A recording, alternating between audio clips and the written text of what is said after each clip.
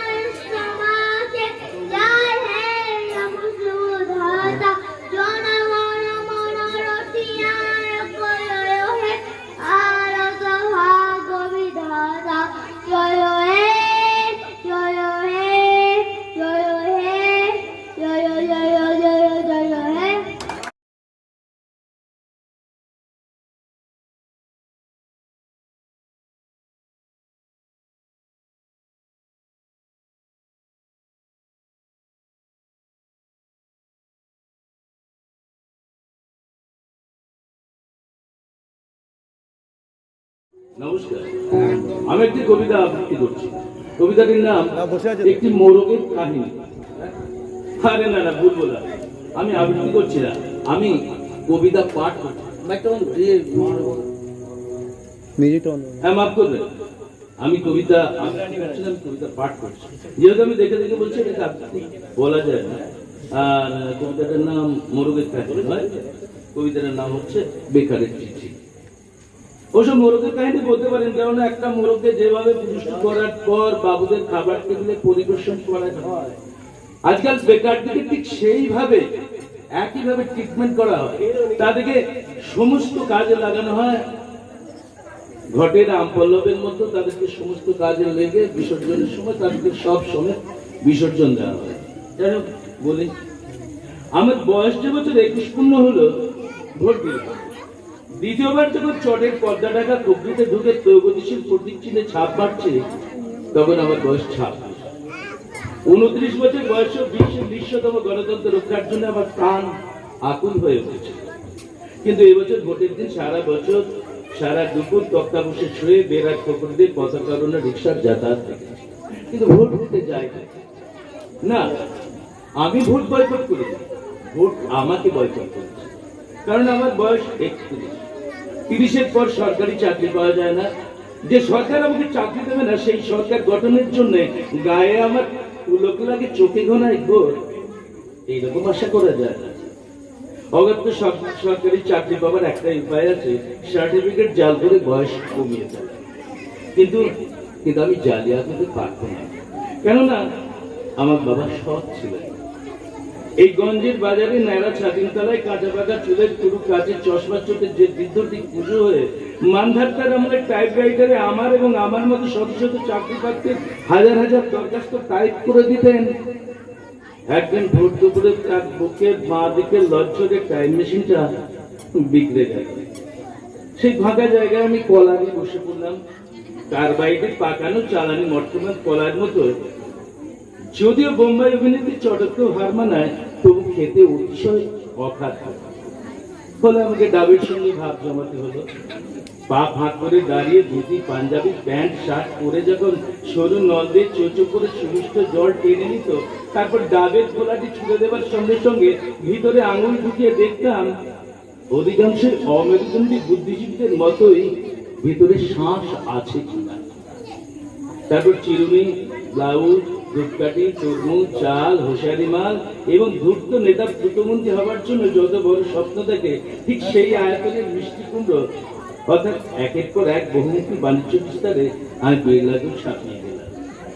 কিন্তু বিড়ালের ভাগ্যে শিখে ছিল না। ফলে প্রায় বিনা চিকিৎসায় আমার মা মারা গেল। আমাদের এখানে গত 20 বছরে 8খানা হাসপাতাল হয়েছে, বাকি 8খানা হবে না। কারণ প্রধান রাজনৈতিক দলের নেতারা অধিকাংশ ডাক্তার এবং তাদের নার্সিং হোম আছে। ভোর 4টায় উঠে আমার মা যখন বস্তির গণতান্ত্রিক খাটা পায়খানায় লাইন দিতাম, আমার মা নিজের হাতে দেওয়া ঘুটে জ্বালিয়ে চা করে দিতেন। সেই স্যাঁতস্যাঁতে অন্ধকারে ধোঁয়াটে আগুনের সামনে বসে থাকা মাকে আমার ভারতবর্ষ বলে মনে হতো। দিদির মৃতদেহ দড়ি কেটে নামাবার পর মা একদম চুপ হয়ে গেছে। যার সঙ্গে আমার দিদির বিয়ে হয়েছিল সে গরিব ছিল এবং ভালো ছিল, কিন্তু দারিদ্রতাকে মহানও করেনি বা সৃষ্টির সম্মানও দেয়নি। এক চোরাকার বাড়ি শ্রমিক নেতার আটকাটিতে পরিণত হয়েছিল। সে সেই নেতাকে মহিলা সরবরাহ করত, সেই নেতার সঙ্গে মন্ত্রীর যোগাযোগ ছিল, মন্ত্রীর সঙ্গে কেন্দ্রের যোগ ছিল, কেন্দ্রের সঙ্গে পরিধির যোগ ছিল, পরিধির সঙ্গে ব্যাস এবং ব্যাসের সঙ্গে ব্যাসার্ধের সংযোগ ছিল। এইসব সূক্ষ্ম যোগাযোগগুলো একসঙ্গে গিট লেগে একটা মোটা লাইলনের দড়ি হয়ে আমার দিদির গলায় ফাঁস লাগিয়েছিল।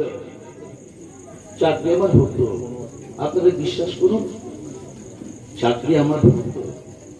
জেলার সব ছাত্রদের মধ্যে আমি যদি মাতৃভাষায় প্রথম না হয়ে আপনাদের পিতৃভাষা অর্থাৎ ইংরেজিতে প্রথম হতাম, হয়তো আমার গড়াত খুলে যেত। অথবা আমার বন্ধুরা যারা ঠিক ঠিক জায়গায় টাকা দিয়েছিল, আমি যদি তাদের সঙ্গে প্রতিযোগিতায় নামতে পারতাম, তাহলে আমার গলায় আর বাদামের ছুরির বদলে নেকটাই ছুরি। গর্তে ঢুকে যাওয়া ফ্যাকাশে হলুদ রঙের দুটো চোখের শূন্য দৃষ্টি এবং একটা অকেজো টাইম মেশিন ছাড়া বাবা আমার জন্য আর কিছুই রেখে যেতে পারেননি। এবছর জীবনের সর্বশেষ ভর্তি দিয়ে আমার মা চলে গেলেন, ভারতবর্ষ পড়ে রইল। আমার আর কোনো দায় নেই। এখন যদি আমি সন্ন্যাসী হয়ে যাই, বন্ধুরা বলতে পালিয়ে যাই।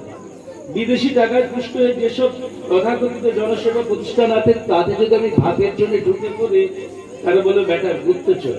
যদি আত্মহত্যা করি তাহলে পাপ। আর যদি আমি সরাসরি প্রতিবাদ করি, তাহলে আপনারা যারা রাজনৈতিক নেতা আছেন, তারা আমার পিঠের উপরে নকশাল বলে একটা স্ট্যাম্প লাগিয়ে দেবেন। এতদিন চাকরি খুঁজেতে পাইনি, এবার ভাবছি আমরাই আপনাদের চাকরি দেবো।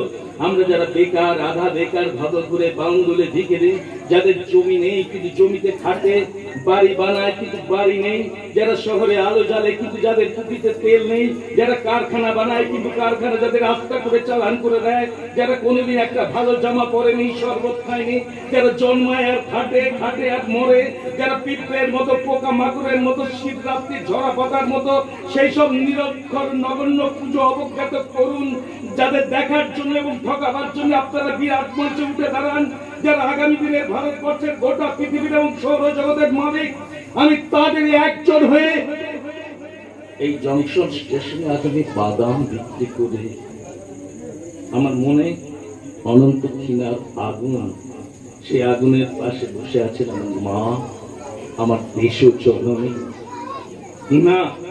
তাই আপনাদের মতো বিপ্লব কথাটা শুনলে আমার মনে কম্প দিয়ে জ্বর আসে না, আমার মনে কোনো পুলক জাগে না।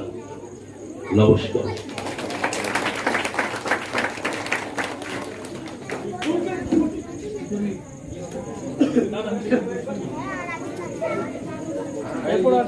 ঋতুপর্ণা ঘোষ, তৈরি থাকবে নন্দিতা ঘোষ।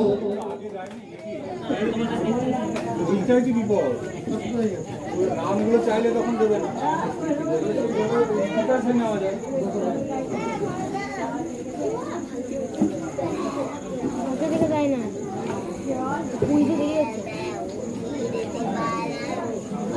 নমস্কার। কবি কার্তিক ঘোষের লেখা তুমিও বলবে। ভালো মেয়ে ঠিক কাকে বলে জানো? ভালো ছেলে মানে কি তুমিও বলবে? সহজ প্রশ্ন, মাপ কাঠিয়ে। যে মেয়ে অঙ্কে পেয়েছে 100, যে ছেলে ভূগোলে সেরা, তারাই তো ভালো বলছে সবাই, হীরের টুকরো এরা। কাগজে ওদের ছবি ছাপা হয়, টিভিতে দেখায় মুখ, ওদের জন্য আমারও তো ভাই আনন্দে ভরে মুখ। কিন্তু তোমায় বলছি কেন জানো? দেখে শুনে পাই ভয়। শুধু এত এত নম্বর পেলে কি ভালো ছেলে মেয়ে হয়? আচ্ছা ধরো না, যে মেয়ে পেয়েছে অঙ্কে অনেক কম, ওর গান শুনে মুগ্ধ সবাই, হাততালি হরদম। ওই যে ছেলেটা পাশ করে গেছে, এবারেও টেনে টুনে। বলতে কি ভাই আমরা অবাক ওর আবৃত্তি শুনে। নাটকে ওর নেশা আছে খুব, পরের বিপদে ছোটে। পাড়ার তিনি বাংলায় নাকি 30 পেয়েছে মোটে। খেলাধুলোতে 10খানা গায়ে নামি। সত্যি তবুও তোমরা বলবে ওরা নয় কেউ দামি? চাই যে অনেক ইঞ্জিনিয়ার, চাই আরো ডাক্তার, পাশাপাশি চাই শিল্পী, খেলুড়ে, স্নেহময়ী সিস্টার। কম নম্বর পাওয়া ছেলেটাই কারিগর বলে আজ। দেশটা গড়তে ওরও হাতে দেখো কত দরকারি কাজ। পরের দুঃখে কাতর যে মেয়ে মুক্তি করেছে কালো, কম নম্বর পেয়েছে বলে কি বলবে না ওকে ভালো? অভাবের টানে কলেজে পড়েনি, ছোট দরমার বাড়ি, তবুও ছেলেটা বাবা মাকে দেখে ভাড়াতে চালায় গাড়ি। তাই বলছি কি এত এত নম্বরই হয় নাকি মাপকাঠি? ভালো ছেলে মেয়ে বলতে কি ভাই, মানুষ চাইছে খাঁটি। নমস্কার। বা সুন্দর একটা হাততালি হোক। এরপর আমরা কবিতা আবৃত্তিতে চলে যাব। আমাদের সামনে আবৃত্তি করে শোনাবে অনিমা রুই দাস।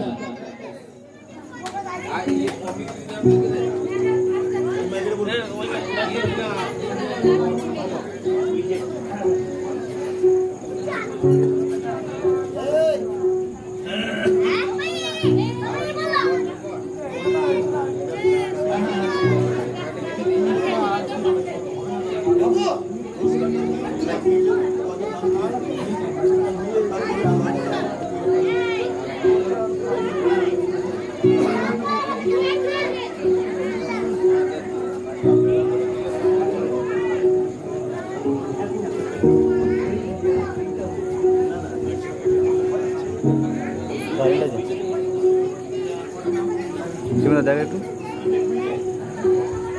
Hello, hello. নমস্কার, শুভ সন্ধ্যা।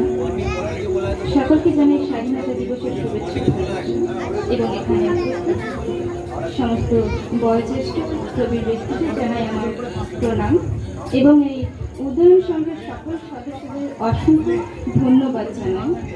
প্রতি বছর ন্যায় এবছরও আজকে দিনটি পালন করার জন্য আমার খুব ভালো লাগে যে বিভিন্ন সাংস্কৃতিক অনুষ্ঠানের সাথে সাথে আরও একটি বিশেষ বিষয় এখানে যুক্ত করা থাকে, সেটা হলো মাধ্যমিক এবং উচ্চ মাধ্যমিকের ছাত্রছাত্রীদের মানে উত্তীর্ণ যে সমস্ত ছাত্রছাত্রী তাদের সম্বর্ধনা অনুষ্ঠান এখানে করা হয়। তো এই ক্লাবকে আমি বিশেষ বিশেষ ধন্যবাদ জানাই এবং আমাদের মতো ছাত্রছাত্রীদের পাশে থাকার জন্য অসংখ্য ধন্যবাদ জানাই। তো আর কথা না বলে আমি এখন আপনাদের সামনে একটা আবৃত্তি পাঠ করে শোনাচ্ছি। কবি শুভ দাশগুপ্তের লেখা আমি সেই মেয়ে। আমি সেই মেয়ে, বাসে ট্রেনের রাস্তায় আপনি যাকে রোজ দেখেন, যার শাড়ি, কপালে টিপ, কানের দুল আপনি রোজ দেখেন, আর আরো অনেক কিছু দেখতে পাওয়ার স্বপ্ন দেখেন। স্বপ্নে যাকে ইচ্ছে মতন দেখেন, আমি সেই। বিহারের প্রত্যন্ত গ্রামে দিনের আলোয় যার ছায়া মারানো আপনার ধর্মে নিষিদ্ধ, আর রাতের গভীরে যাকে বস্তি থেকে তুলে আনতে পাইক বর কন্দাজ পাঠান আপনি, আর সুসজ্জিত বিছানায় যার জন্য অপেক্ষায় অধীর হয় আপনার রাজকীয় লাম্পট্য, আমি সেই। রাজস্থানের শুকনো উঠোন থেকে পিপাসার জল আনতে যাকে আপনি পাঠিয়ে দেন 10 মাইল দূরে সরকারি ইদারায়, আর 20 মাইল হেঁটে ক্লান্ত বিধ্বস্ত রমণী ভরা কাঁধে ঘরে ফিরলে যাকে বসিয়ে দেন চুলার আগুনের সামনে আপনার রুটি বানাতে, আমি সেই।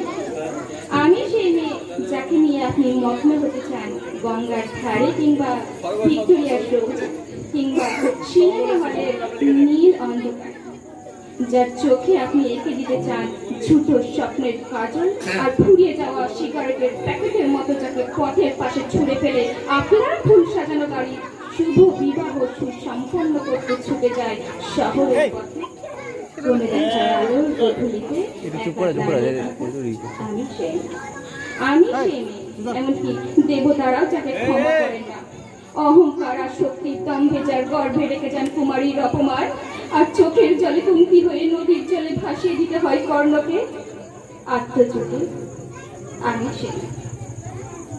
সংসারের অসময়ে আমি ভরসা, আমার ছাত্র পড়ানোর টাকায় মায়ের ওষুধ কেনা হয়, আমার বাড়তি রোজগারে ভাইয়ের বই কেনা হয়, আমার সমস্ত শরীর প্রবল বৃষ্টিতে ভিজতে থাকে। কালো আকাশ মাথায় নিয়ে আমি ছাতা হয়ে থাকি, আর ছাতার নিচে শুকিয়ে বাঁচে সংসার। আপনি আপনি আপনারা আপনারা আমার জন্য অনেক করেছেন। সাহিত্যে, কাব্যে, শাস্ত্রে, লোকাচারে আমাকে মা বলে পুজো করেছেন, প্রকৃতি বলে আদিক্ষেতা করেছেন, আর শহরগঞ্জে কানাগলিতে ঠোঁটের রং মাখিয়ে টুপি হাতে দাঁড় করিয়ে দিয়েছেন। হ্যাঁ, আমি সেই একদিন হয়তো একদিন হয়তো অন্য কোনো একদিন আমার সমস্ত মিথ্যে পোশাক ছুঁড়ে ফেলে দিয়ে আমি হয়ে উঠবো সেই অসামান্য। খোলা চুল মেঘের মতো থাকবে আমার খোলা পিঠ, দু চোখে জ্বলবে ভীষণ আগুন, কপাল ঠিকরে বেরোবে ভয়ঙ্কর তেজরশ্মি, হাতে ঝলসে উঠবে সেই খড়গ, দুপায়ের নুপুরে বেজে উঠবে রণদুন্দুবি, নৃশংস অট্ট হাসিতে ভরে উঠবে আকাশ। দেবতারাও আতঙ্কে স্তব্ধ হয়ে বলতে থাকবে মহামেঘ প্রভাং ঘোরাং মুক্ত কেশিং চতুর্ভুজাং কালিকাং দক্ষিণাং মুন্ডমালা বিভূষিতাং। বিভৎস দাবানলের মতো আমি এগোতে থাকবো, আর আমার এগিয়ে যাওয়ার পথের দুপাশে মূল্যহীন অসংখ্য দেহ ছটফট করতে থাকবে। সভ্যতার দেহ, প্রগতির দেহ, উন্নতির দেহ, সমাজের দেহ। নমস্কার। একটা জোর করে করতালি হোক। এরপর কবিতা আবৃত্তি করার জন্য অঞ্জিষ্ণু চক্রবর্তীকে ডেকে দেব।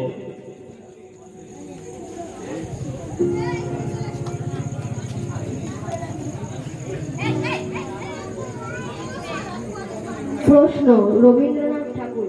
ভগবান তুমি যুগে যুগে দূত পাঠাইছো বারে বারে দয়াহীন সংসারে, তারা বলে গেল ক্ষমা করো সবে, বলে গেল ভালোবাসো, অন্তর হতে বিদ্বেষ বিষ নাচো।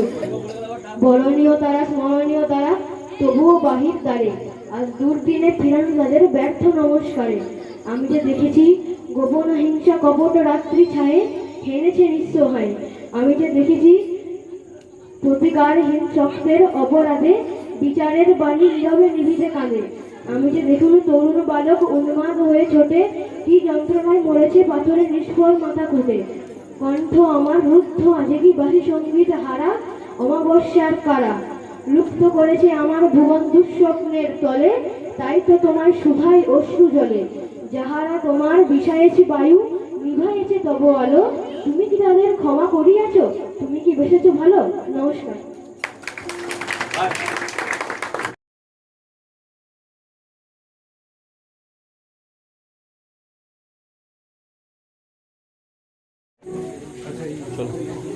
আপনারা ধৈর্য সহকারে আমাদের এই সাংস্কৃতিক অনুষ্ঠানটাকে বিশিষ্ট ব্যক্তিত্ব মাজুরিয়া উদন সংঘের সদস্য আমরা গর্বিত। আমাদের প্রধান শিক্ষক প্রাক্তন শ্রী হিমাংশু চক্রবর্তী মহাশয়কে মাজুরিয়া উদন সংঘের তরফ থেকে আমরা একটু শ্রদ্ধা জ্ঞাপন করার সুযোগ পেয়েছি। আজ আমরা তাকে শ্রদ্ধা জ্ঞাপন করবো, মাজুরিয়া উদন সংঘ শ্রদ্ধা জ্ঞাপন করব। আমরা ওনার হাতে মানপত্র ও শ্রদ্ধা জ্ঞাপনের যে সামগ্রী তুলে দেওয়ার জন্য আমরা আমাদের কাছে উপস্থিত আছেন শ্রী প্রবাল চৌধুরী। আমি দুজনকে আমাদের এই মঞ্চে ডেকে নিচ্ছি। আপনারা সবাই করতলের মধ্য দিয়ে সম্বোধনা জ্ঞাপনটি সাফল্যমণ্ডিত করুন।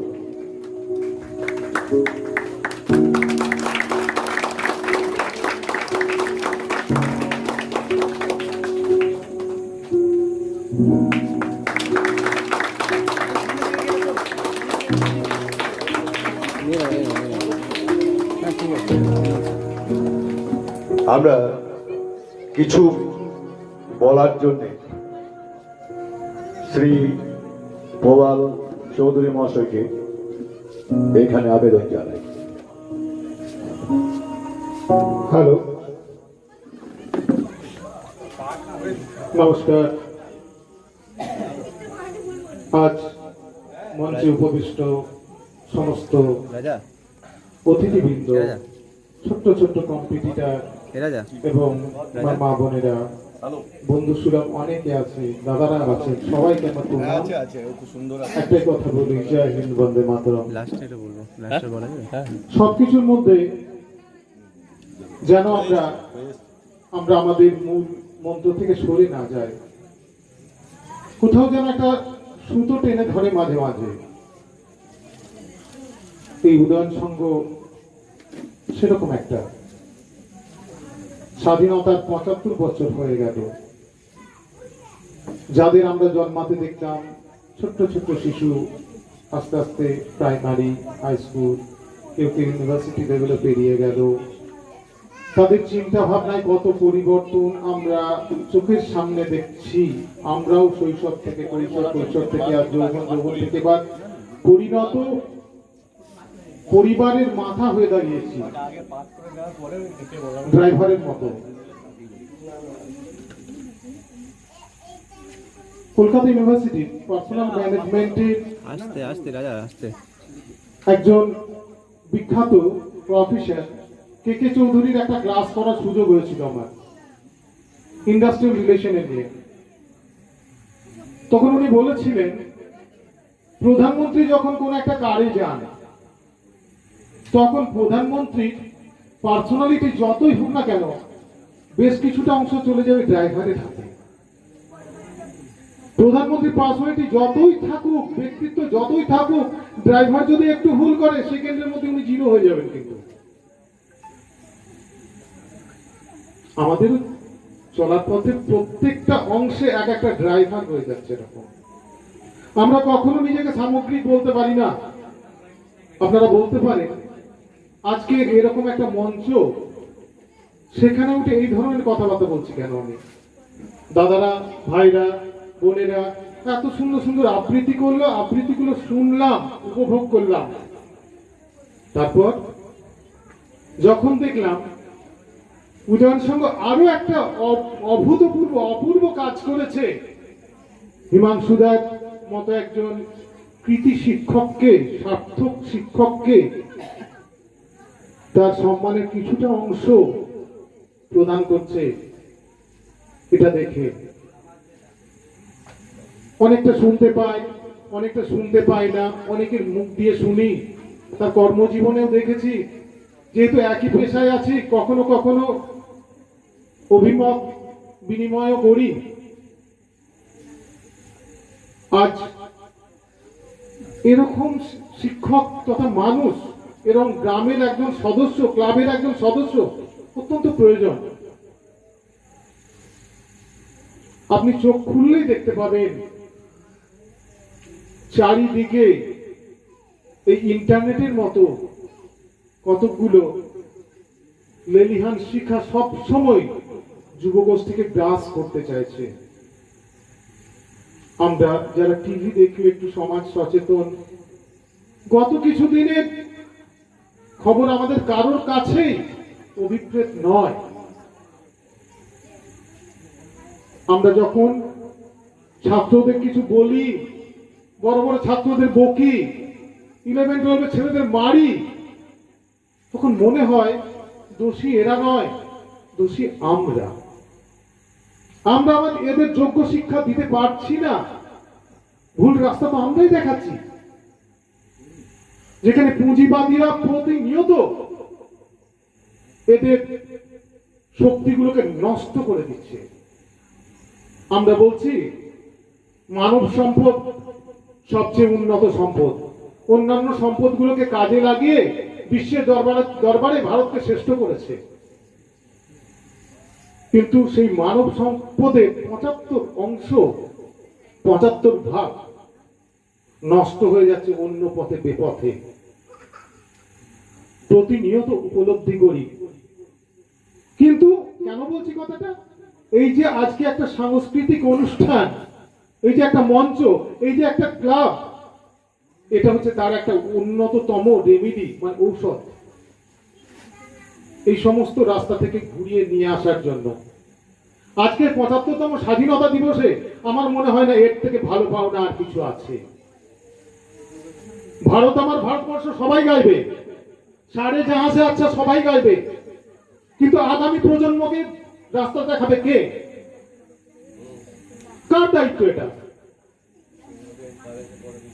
আমরা একে অপরের উপর দোষ দিই, কিন্তু কোথায় জানেন তো, আমরা নিজেদেরকে বাঁচিয়ে দিই দোষ দিয়ে। আর আস্তে আস্তে দেখুন না, আগে কতগুলো খেলার মাঠ ছিল, রঘুনাথপুরে অত বড় মাঠ, মাজুরিয়াতে অত বড় মাঠ, অত বড় বড় মাঠের জায়গা হতো না। এখন সেই মাঠগুলো ফাঁকা পড়ে থাকে, ছেলেরা সেই সময়টা ইন্টারনেট নিয়ে খেলা করে বা কাজ করে, নিজেদের যেটা প্রয়োজন। কেন? তাদের দোষ নেই, ইন্টারনেট সেটা করে দিয়েছে তাদেরকে, সেখানেও খেলা পাওয়া যায়।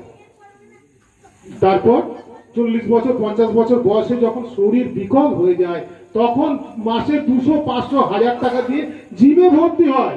সাঁতার কাটার জন্য পুকুর লাগে না, তারা সুইমিং পুলে যায়। জিমও কিনে নিল পুঁজিপতি, খেলার মাঠও কিনে নিল পুঁজিপতি। আমরা দোষ দিই তাদের। যা আমাদের কাছে ফ্রি সার্ভিস ছিল, সেগুলোকে আমরা ব্যবহার করতে পারিনি। আজ সেখানে প্রত্যেকটা গ্রামে যদি এরকম একটা ক্লাব হতো আর এরকম অনুষ্ঠান হতো, বছরে যদি 7টা 8টা 10টা অনুষ্ঠান হয়, তাহলে মনে হয় বেপথে যাওয়ার সুযোগটা কমে যাবে ছেলে বাচ্চাদের সবার। তবু আজকে ভালো লাগছে, এই অনুষ্ঠানে এসে কত সুন্দর সুন্দর সবাই আবৃত্তি করছে, গান করছে, সবাই কত সচেতন হয়ে গেছে।